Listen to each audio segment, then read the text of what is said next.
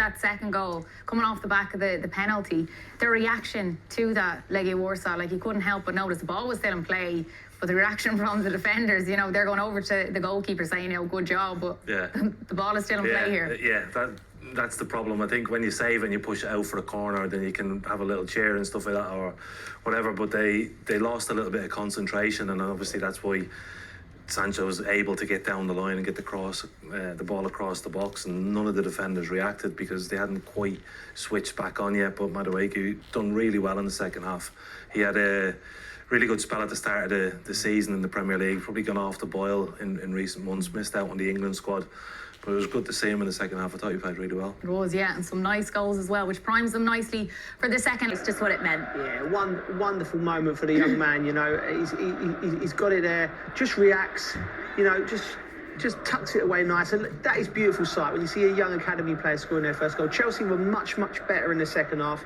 We asked for intensity. We asked for them to play on the front foot. Sancho involved. Madueke made an impact when he came off the bench. You know, he took his goal well. And I think just the whole place felt better. Cucurella as well, coming on making a difference. Big night for this man, Sancho. You know, there's a lot of talk about his future. You know, that's what I want to see more from him.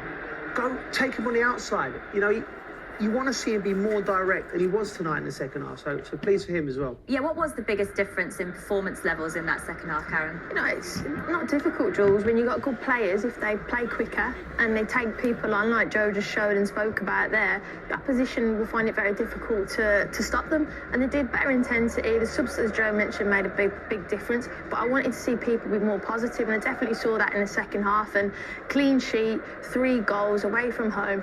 Second half, much better. 100% record still continues in this competition. Coming into this game, it had been 8 wins in 8 games. This now makes it 9 as they head into the second leg. Is this tie already over, going back to Stamford Bridge? I believe so, Jules. I think you can constantly say, like, again, and you don't want to dampen it. You know, this is par for the course so far with Chelsea. You know, this competition, they're way above playing in the Conference League with the squad and the players and the money they've spent, but they're doing the job, so you've got to credit them like that. That they need to now, attention turns to Sunday, Ipswich at home, the battle for the Champions League. They need that second half performance. You know, you can't be staggering in the Premier League. You can't be, you know, little 15 minutes to get going. Even Ipswich, respect to teams down the bottom, and they'll still punish you. They've still got very good footballers.